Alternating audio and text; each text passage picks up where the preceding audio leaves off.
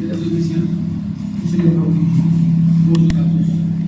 Je me nomme Souleymane Dramé, je suis étudiant à l'ESAT3 en génie informatique et sécurité. Donc, merci beaucoup pour la présentation. Je suis reconnaissant de pouvoir donner pour la présentation de mon mémoire qui porte sur l'évaluation des performances des bases de données de la semaine, qui est un sujet d'actualité dans le contexte de la gestion des données massives. Sur notre plan de présentation, on a une introduction à faire des enjeux des bases de données NoSQL. On a aussi des cas d'utilisation des deux modèles, à savoir le modèle relationnel et le modèle non relationnel. On a aussi les limites des bases de données NoSQL à parler. On a une quatrième partie qui consistera à d'évaluer les performances des bases de données NoSQL avant d'attaquer les choix des technologies et la réalisation pratique. Sans plus tarder, nous allons entrer dans le vif du sujet. Durant plusieurs décennies, les systèmes de gestion des bases de données relationnelles dominaient le monde des bases de données. Et ces dernières permettaient aux entreprises de stocker, d'organiser et de manipuler leurs données. Cependant, avec l'avènement de l'Internet des objets, les sites web à fort trafic tels que Facebook, Amazon, Instagram, LinkedIn et les systèmes à temps réel, les systèmes de gestion des bases de données relationnelles ont montré leurs limites. Face à ces limites, les géants du web se sont tournés vers d'autres solutions les plus adaptées. C'est dans ce contexte que les premières bases de données NoSQL ont été mises en place, voire même émergées. Avec plusieurs exigences et diverses, de nombreuses bases de données NoSQL ont été créées. Chaque base de données NoSQL développée apporte une solution flexible, évolutive, voire même adaptée à des environnements distribués. Cependant, cette alternative de solution NoSQL pose une problématique majeure dans le cas où il s'agit de choisir une base de données NoSQL pour la gestion des données au sein des entreprises. Pour répondre à cette question, il est important de poser la question suivante. Quelle base de données NoSQL offre plus de facilité dans l'administration et la sécurité, tout en assurant les performances améliorées? L'objectif de notre mémoire consiste à mettre en place une méthodologie d'évaluation des performances, ainsi des mécanismes d'administration et de sécurité des bases de données NoSQL. Notre évaluation s'est basée sur certains critères principaux, à savoir le temps d'exécution, la latence et le débit, que nous allons expliquer au fur et à mesure. Ainsi, nous avons des objectifs spécifiques: comment étudier les méthodologies d'évaluation des bases de données NoSQL, comment faire l'administration et la sécurité dans le système NoSQL, et comment évaluer les performances des bases de données dans le modèle non relationnel, c'est-à-dire dans le modèle NoSQL. Sans plus tarder, on va passer aux enjeux.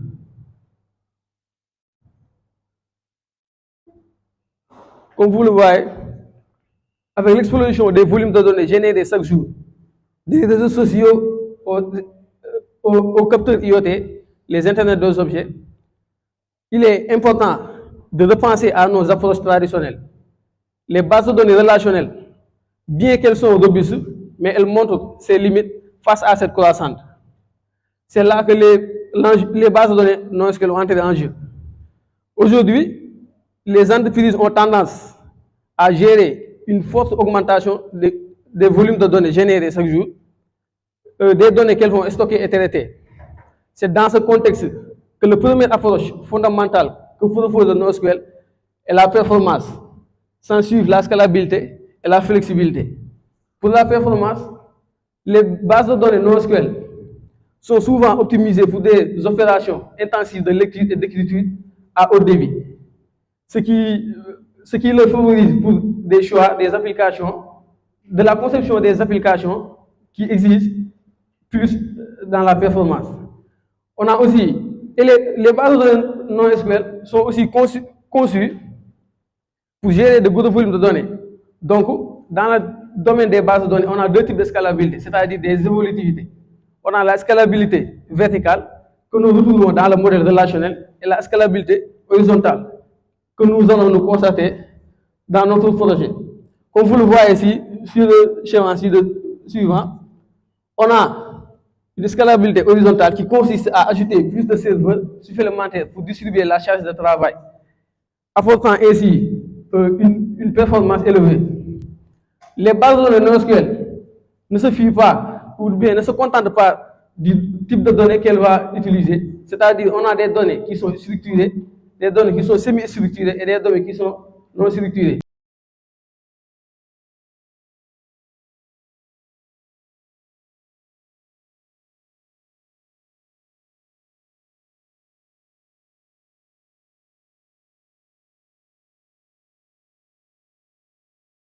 Le modèle non relationnel n'a pas de problème sur le type de données qu'on va utiliser. C'est-à-dire, elle a tendance à utiliser tous les trois types de données, ce qui lui permet de faire une modélisation des données. On va passer au cas d'utilisation des deux types de bases de données NoSQL, SQL et NoSQL. Les bases de données NoSQL ne sont pas une solution universelle, mais elles sont excellentes dans certains scénarios. Comme nous le voyons ici, on a le cas où on peut utiliser les deux systèmes, c'est-à-dire dans les applications web ou les applications mobiles, on peut utiliser les deux systèmes. D'une part, dans le cas où on utilise le modèle relationnel, les schémas doivent être bien définis, bien structurés. Et dans le cas où on utilise le modèle non relationnel, on n'a pas besoin de structurer les types de données. Mais en cas de génération de beaucoup de volumes de données, le système NoSQL est plus choisi. On a aussi le cas où on doit se contenter dans le big data et l'internet des objets.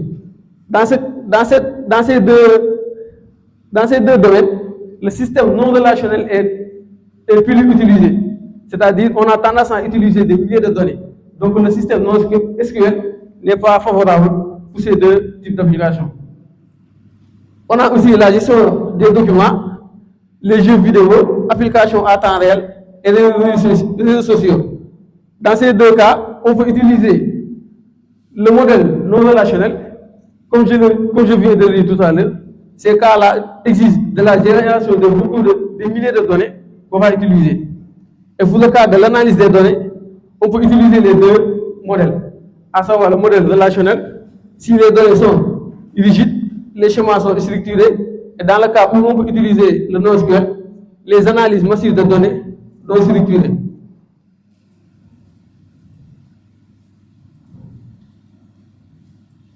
On va passer aux limites des bases de données NoSQL. Comme vous le savez tous, aucun système n'est parfait. Cependant, les solutions NoSQL proposent des enjeux, mais importent aussi des limites.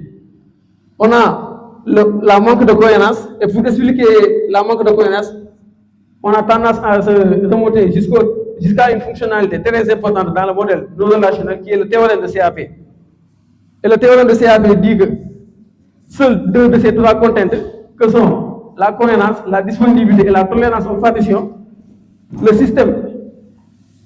système dit que seuls deux de ces trois contraintes peuvent être utilisées. Donc, ce qui va nous permettre d'avoir des limites de la cohérence. On a aussi la difficulté des requêtes complexes, étant donné que les bases de données non relationnelles n'utilisent pas des jointures, des tables, donc ce qui va rendre leur type de requête plus complexe. On a aussi la manque de standardisation, c'est-à-dire, contrairement aux bases de données relationnelles, on a un langage de requête de manipulation qui est le Structured Query Language, le SQL.